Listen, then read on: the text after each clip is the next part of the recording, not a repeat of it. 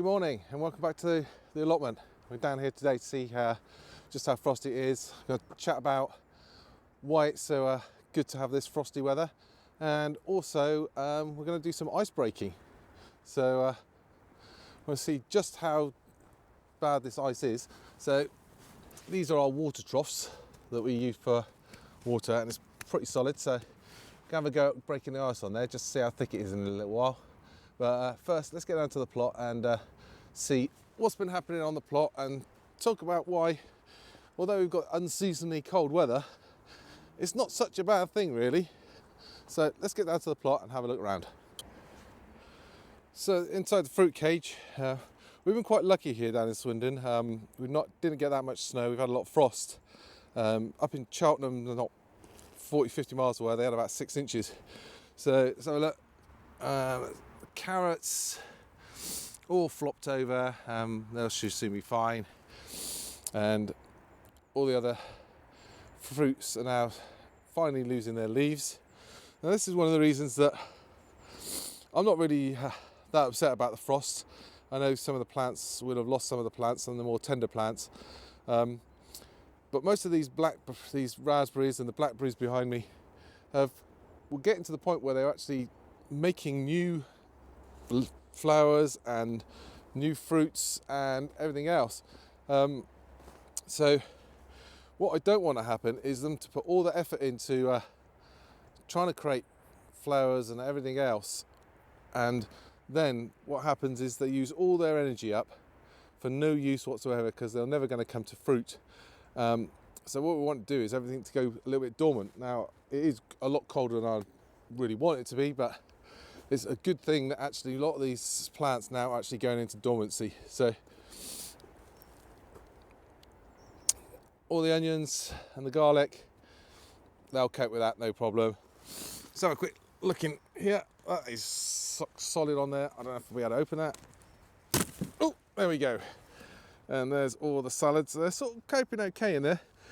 And hopefully they'll recover and they'll be all okay.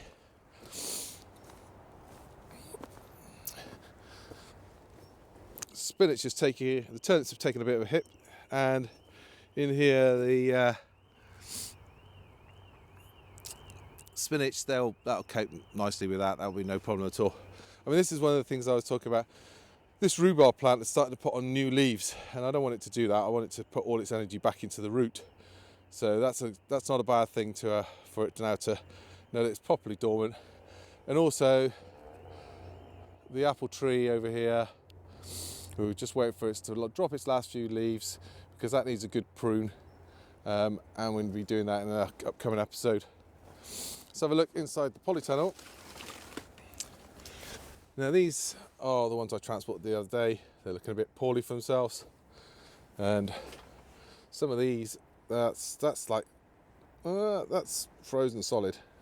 The bed down here is taking a bit of a hit, and everything is looking pretty flopped over, particularly the pak choy. That's a lot more watery content than some of the mustards, and I'm not sure if that's going to recover at all, but we shall see. Certainly some of these mustards down here, and the masuma and some of the other bits and pieces, as soon as it warms up a bit, they'll spring back to life and be no problems. But as I say, I'm not sure where the pak choy is going to make it. Let's have a quick look at the temperature gauge over here. You can see that minus 7.6 is -1 at the moment. So it's been pretty cold, and that's inside the polytunnel. So the potatoes, they're not going to recover. So I don't know whether they've had a chance to actually put on enough growth or not, but we shall see. We shall see what's going on there. So a quick look over at the trial beds. Spring onions are taking a bit of a battering. Garlic's still coming up. Still no sign of the onion sets that we put into any of the 4 composts. So I don't know what's happened there. We shall keep an eye on it and see what's happening. But with all these ones down here, spring onions, they'll come on back. And as I say, the garlic's doing mighty fine. Right, let's get the gloves on. and let's go and look at that water butt and see if we can crack the ice on it, see how thick it is. Let's go.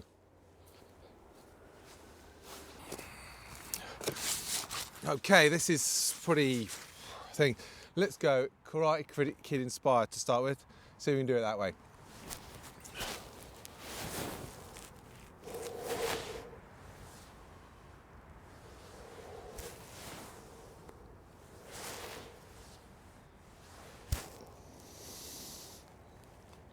Ah!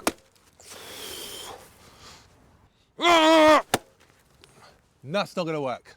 Let's go and get the big mallet.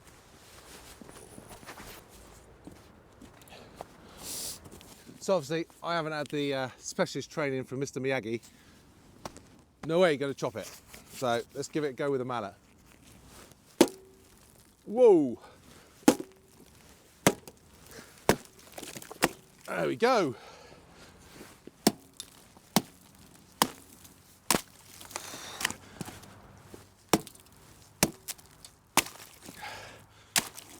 Let's see how thick that is. Let's just see if we can get a chunk out.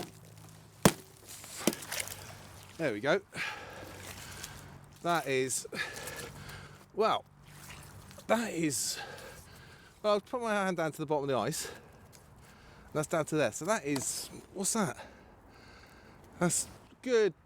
That's like, it comes from there all the way down to there. And you put your hand into the ice. The bottom of the ice is down there. So I'm just touching the bottom of the ice there. So what? That's a good 4 inches of ice on there. See if we can get a bit out just to see. See if we can get a chunk out.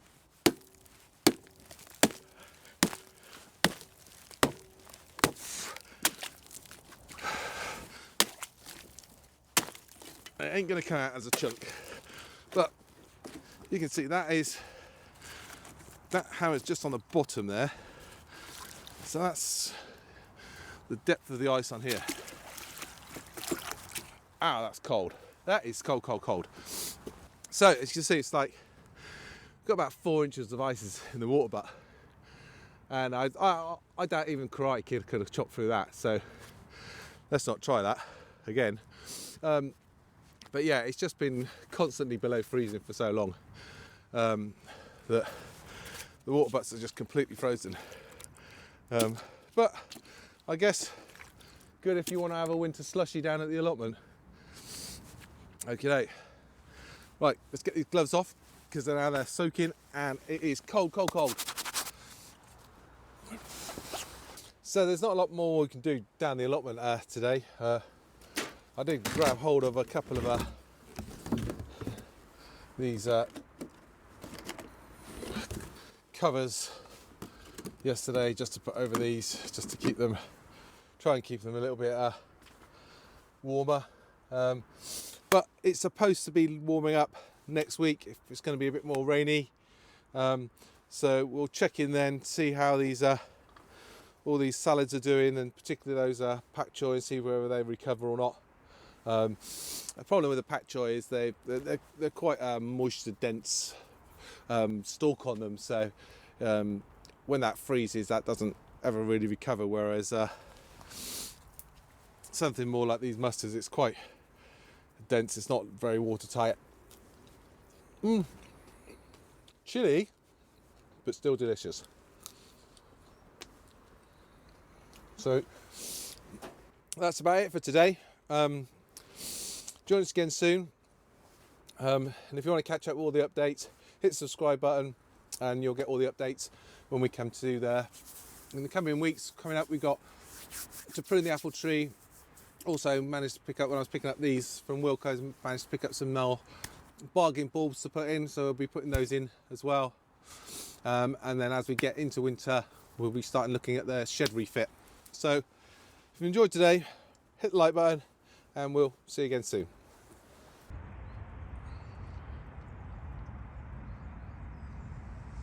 Look at that for an icicle.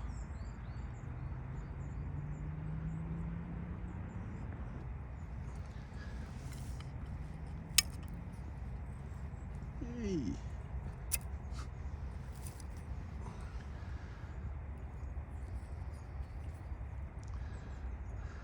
Look at that, straight out of a Frozen.